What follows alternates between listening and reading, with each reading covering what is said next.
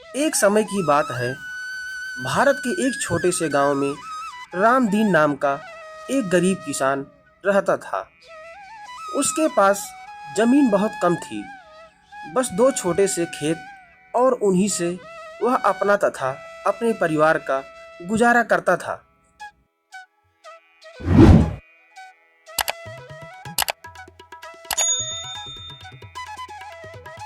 उसकी पत्नी का नाम गोमती था, जो बहुत चतुर, समझदार और मेहनती स्त्री थी।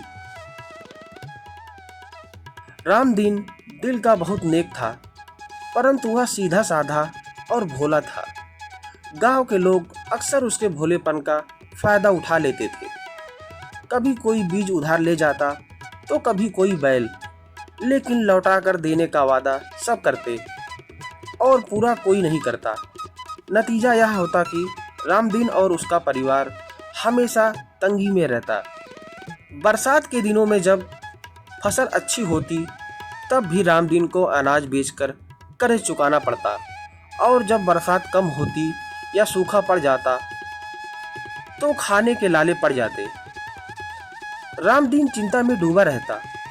एक दिन उसने अपनी पत्नी गोमती से कहा, गोमती, भगवान ने हमें मेहनत करने की ताकत तो दी है, लेकिन किस्मत ही रूठ गई है। मुझे समझ नहीं आता कि हम कब इस गरीबी से निकलेंगे।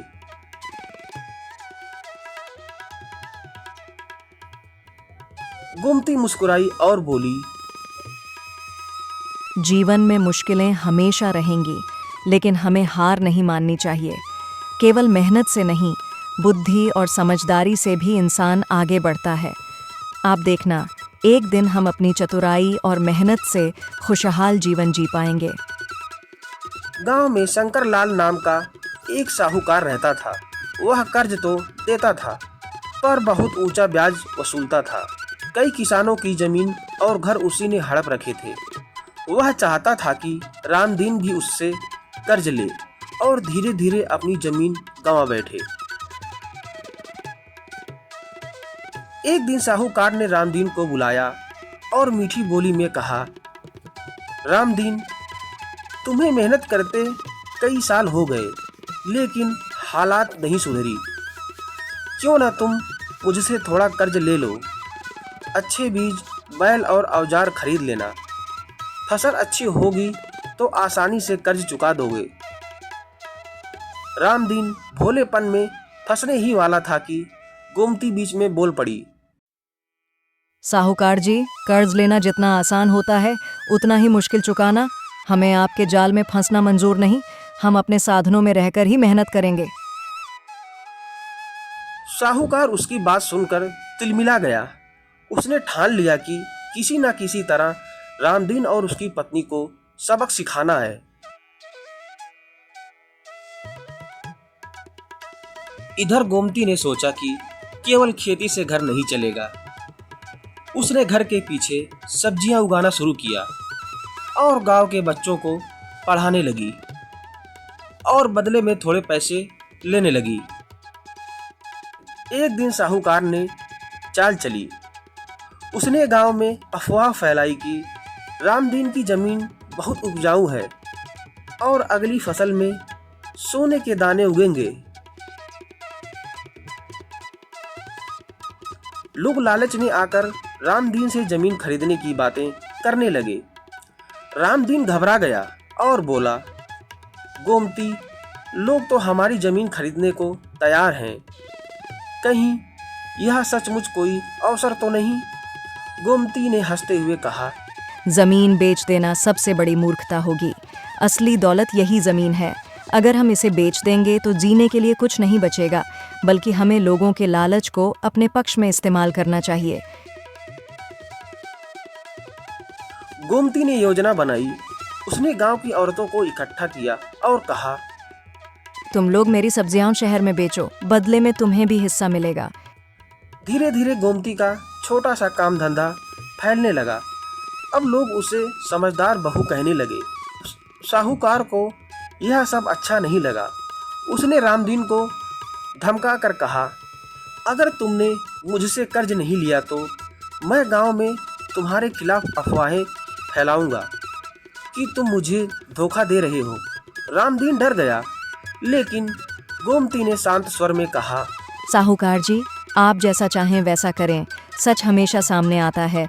गांव वाले जानते हैं कि हम मेहनत से जीते हैं, और रही बात कर्ज की, तो हमने कभी आपसे लिया ही नहीं।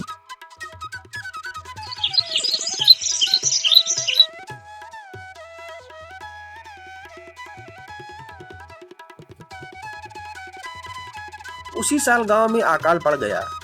खेतों में पानी की कमी हो गई। बहुत से किसान साहूकार के कर्ज में फंस गए, लेकिन गोमती की चतुराई से उनका घर चलता रहा, क्योंकि उनके पास सब्जियां, पढ़ाने का काम और थोड़ा बचा हुआ अनाज था। गांव वाले साहूकार की पकड़ में फंसकर परेशान हो गए। तब गोमती ने सबको समझाया, अगर हम सब मिलकर साहूकार का मुकाबला करें तो वह किसी की जमीन नहीं हड़प पाएगा। अकेले वह ताकतवर है, लेकिन हम सब मिलकर उससे ज्यादा ताकतवर हो सकते हैं।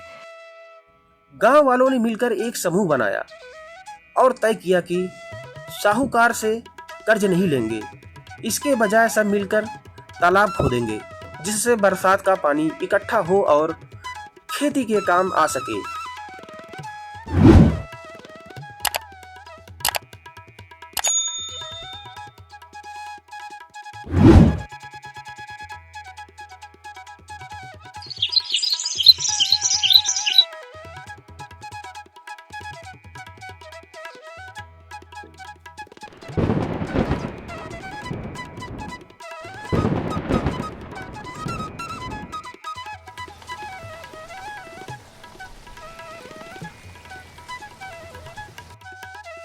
अगले साल जब बारिश हुई तो नया तालाब लबालब भर गया। गांव वालों की खेती में जान आ गई। फसल अच्छी हुई और सबके चेहरे खिल उठे। साहूकार का जाल टूट गया। अब लोग उस पर निर्भर नहीं थे। रामदीन और गोमती का नाम पूरे गांव में फैल गया। लोग कहते, गरीब किसान तो भोला था, लेकिन उसकी पत्नी ने चतुराई से पूरे गांव को बचा लिया। इस कहानी से हमें यही सीख मिलती है कि केवल मेहनत ही नहीं, बल्कि चतुराई और समझदारी भी जरूरी है। संकट में घबराने के बजाय सूझबूझ से काम लेना चाहिए। एकता में बड़ी ताकत होती है। अगर लोग मिलकर खड़े हो तो कोई भी साहूकार या लालची व्यक्ति उनका शोषण नहीं कर सकता।